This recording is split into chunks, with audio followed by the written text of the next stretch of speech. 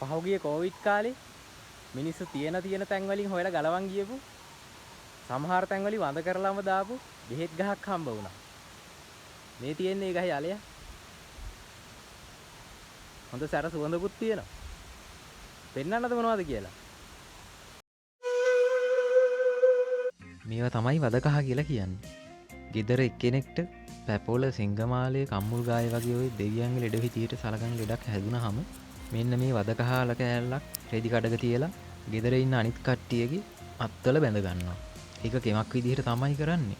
ඒ කොහොම වුණත් එහෙම බැඳගත්තාම මේ වදකහවල ඉහළින්ම තියෙන විස බීජ නසන ගුණේ හින්දා ලෙඩේ හැදුන කෙනාගෙන් තව කෙනෙක්ට බෝවීම වැළැක්වෙනවා කියලා තමයි කියන්නේ.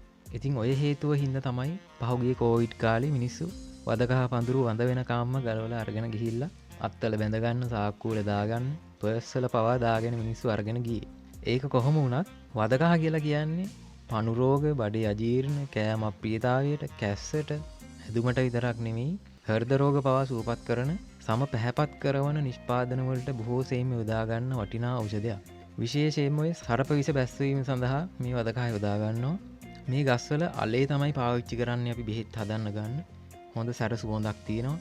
හොඳට මතක තියාගන්න මේ වදකහ හැදෙන්නේ වතුර ආශ්‍රිත මඩ වගුරු, පුරන් කුඹුරු, වැව් වගේ ඔය ජලය ගලාගෙන යන තැන්වල එහෙම නැත්නම් ජලය පිරී හිටින තැන්වල තමයි හැදෙන්නේ. වියලි පස්සේ හැදෙනවා අඩුයි. ඔයාගේ ගෙදරත් ඔය වතුර ගලාගෙන යන වතුර කඩක් වගේ තියෙනවා නම් වදකහ පඳුරක් හදාගන්න පුළුවන්.